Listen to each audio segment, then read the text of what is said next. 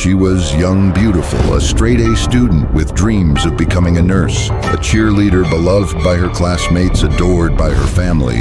But just days after breaking up with her boyfriend, she was found dead in her own bed, shot while she slept. No forced entry, no broken windows, just 2 silent bullets and a town full of questions. How did teenage love turn into something so deadly? What warning signs were ignored? And how far would someone go to keep control?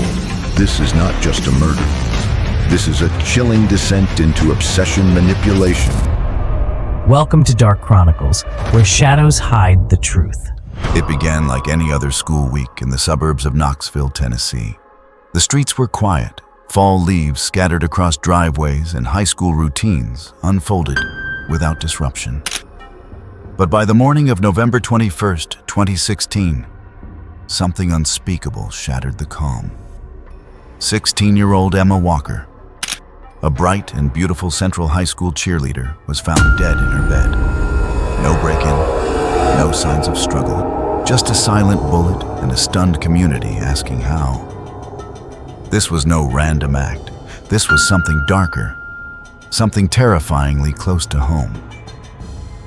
Emma Walker wasn't just another high school student. She was the girl everyone knew, the kind who smiled at strangers, volunteered at the animal shelter, and dreamed of becoming a neonatal nurse. Her grades sparkled, her friendships were steady, her future looked golden. But behind that cheerful exterior was a slow-burning story, one of control, of obsession, of a teenage romance spiraling far beyond what anyone thought possible. At the center of it all was 18-year-old William Riley Gall, Emma's on-again, off-again boyfriend of 2 years, a college freshman at the University of Tennessee and a former wide receiver at Central High. By all accounts, he was charming, bright, and at first glance a good kid from a good family. But as police would later uncover, the image didn't match the reality.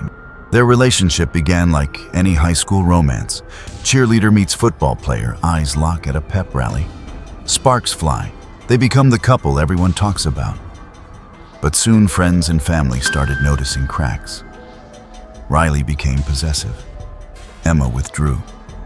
There were constant fights, breakups, followed by reconciliations.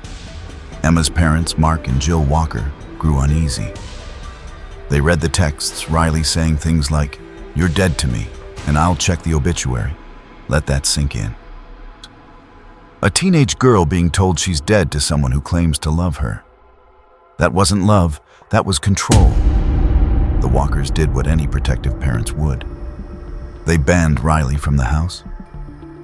Took Emma's phone, but Riley found a workaround, giving her an iPod Touch so they could secretly keep talking. The more they tried to pull her away, the more Riley wormed his way back in. Classic manipulation. Subtle, persistent, and toxic. And then the incidents began. First, a chilling text from an unknown number. "Go to your car alone. I have something you love." Emma wisely didn't go alone. She brought friends, and there in the ditch beside her car was Riley face down, claiming he'd been kidnapped, hit in the head. He didn't remember a thing. Emma didn't buy it. Her friends didn't either. Then the next night, a figure in black appeared outside her home, rung the doorbell over and over. Emma was alone. She panicked. She locked the doors, texted friend, texted Riley. And like a scene from a bad thriller, he arrived almost instantly, ready to protect her, her rescuer. Or was he the one orchestrating the fear all along? Emma's mother had a gut feeling. She told her it was him, the ditch, the outfit. It's always him, still. Emma tried to return to normal. She went to work, her parents followed her there and back just to be safe. That night, she kissed them goodnight and went to bed. It would be the last time they saw their daughter alive. At 6:00 a.m., Jill Walker went to wake Emma for school. She opened the door, flipped the light switch, called her name. No movement. She got closer, touched her. Emma was cold, unresponsive. Jill Walker screamed for her husband, Panic exploded through the house. Mark rushed in and immediately called 911. First responders arrived quickly, but there was nothing they could do. Emma Walker had been shot in her sleep. A single bullet behind her left ear. 2 shell casings were later discovered in the yard just outside her bedroom window. The shots had come from outside the house. No broken glass, no forced entry. Just quiet, precise violence in the dead of night.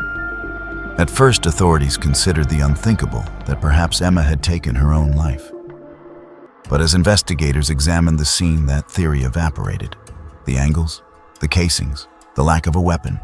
This wasn't self-inflicted. This was calculated. A sniper-style execution aimed through the wall, targeting a specific part of the room where they knew she would be sleeping. Detectives immediately began building a timeline, and Riley Gall's name rose to the top again and again. Friends, family, classmates, they all pointed in his direction, the texts, the arguments, the strange behavior. But Riley, he played the grieving boyfriend. Publicly, he posted tributes on social media, "Rest easy, my beautiful Emma." He quoted Bible verses, changed his profile bio to "Living every day through Emma Walker." At first glance, it could have seemed like heartbreak, but behind closed doors, detectives saw something else. Something rehearsed, something hollow. When they brought Riley in for questioning, he was oddly detached. Not once did he refer to Emma by name. He called her the girl, that woman, the person, for someone who supposedly loved her. This emotional distance was chilling. Investigators watched him carefully. Riley claimed that Emma had blocked his number the night she died. That after a heated phone argument, he'd cried in his car for hours and then gone home. But it didn't add up. Not to them. Not to anyone. The break came from 2 unlikely sources. Riley's own friends, Alex and Noah, college buddies from the university, came forward. They were worried, not just suspicious, genuinely scared. They told police that after Emma's murder, Riley had confided something deeply disturbing. He had stolen a gun from his grandfather. Not only that, he'd asked how to remove fingerprints from it. He had also wanted to know how to dispose of it without being caught. He told them, "I didn't kill her, but I need to get rid of the weapon just in case they try to pin this on me." Alex and Noah played it smart. They agreed to help, but under the surveillance of the police. Wires, hidden cameras, the whole setup. They met with Riley, pretended to sympathize, agreed to help him throw the gun into a river. Riley confessed everything on tape. Where he got the gun, why he stole it, what he planned to do with it. And as he held the weapon in his hands, preparing to toss it into the water, police swooped in. He was arrested on the spot. On him the gun, the gloves, the black clothing. It matched exactly what Emma described the night she saw someone lurking outside her home. Suddenly, it all fit. The staged kidnapping, the black-clad stalker, the gun. It had all been orchestrated by Riley. A campaign of fear disguised as affection. He hadn't just wanted her back, he wanted control. And when control slipped through his fingers, he replaced it with revenge. His arrest sent shockwaves through Knoxville. How could a teenager just out of high school execute such a cold, methodical plan? Why had no one seen this coming? Or had they? Because in truth, there were signs, many signs. But no one believed it would go this far. No one thought he'd actually follow through. The trial of Riley Gall wasn't just about facts. It was about fear, about manipulation, about how far one young man could go to maintain power over someone who no longer wanted him. During jury selection, it became clear that emotions would run high. Reporters filled the gallery.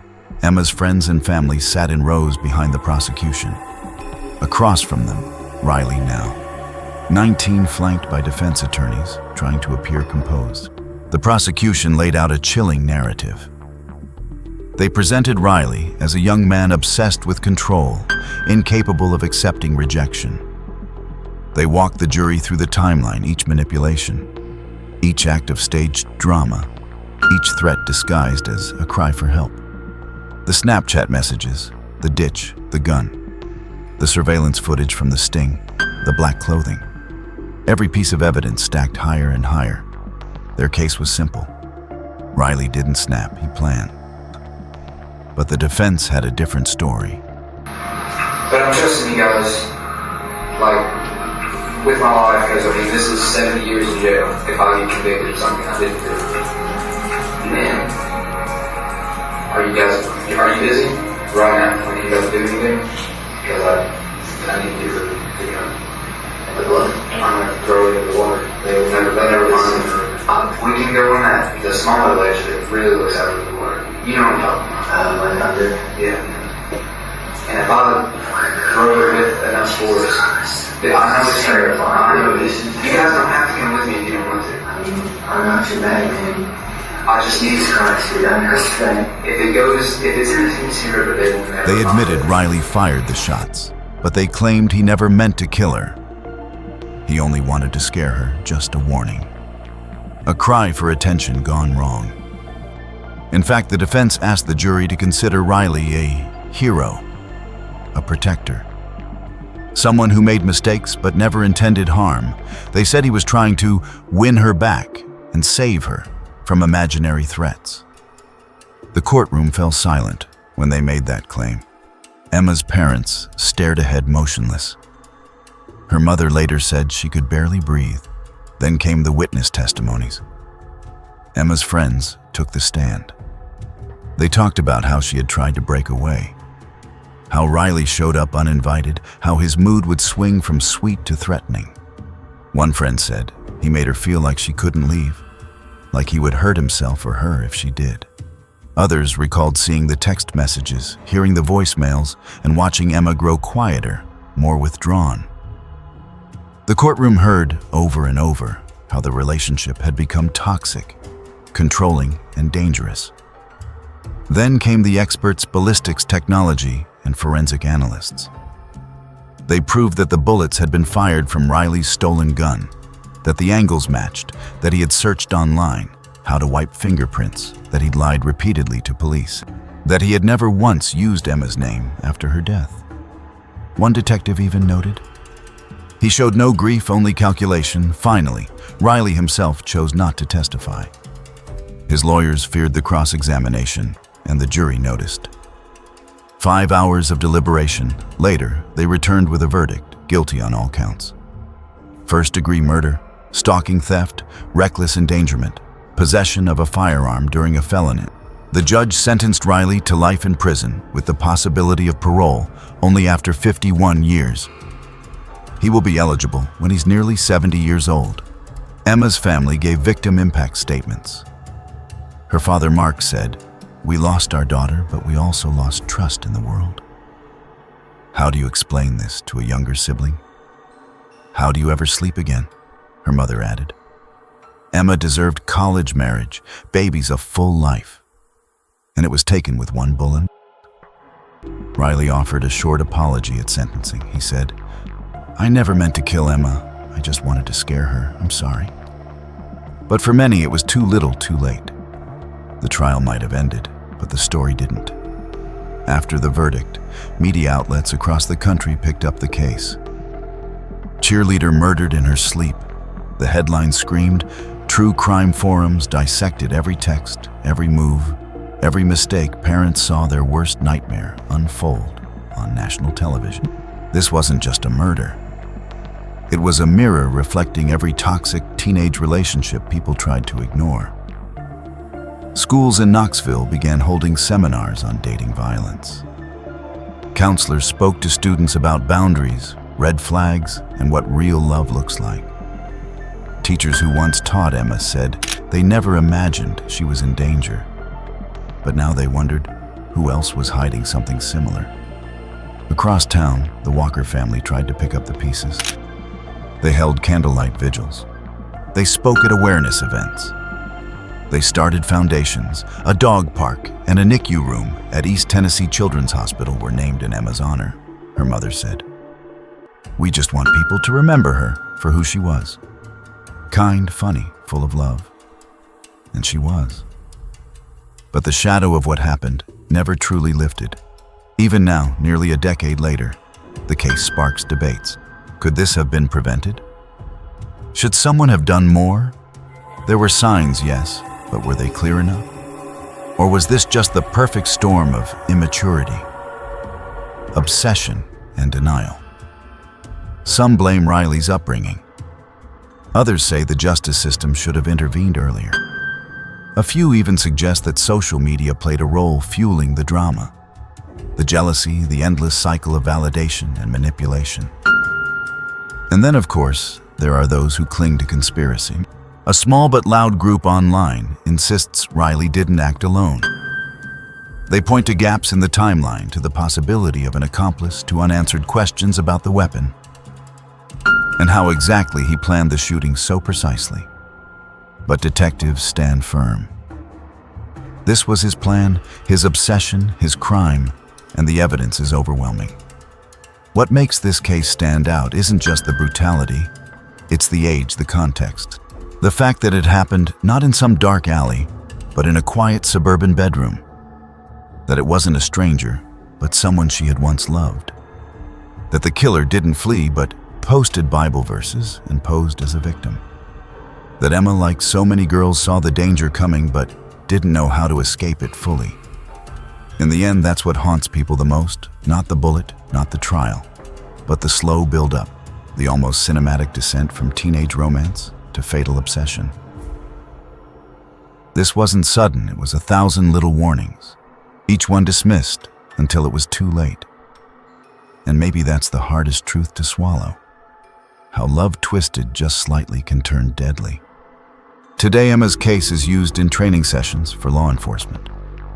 Her story is told in college classrooms and seminars and workshops for young people. Her life, though tragically short, has become a tool to educate and protect. Her parents say that if even one person recognizes the signs and walks away, then Emma didn't die in vain.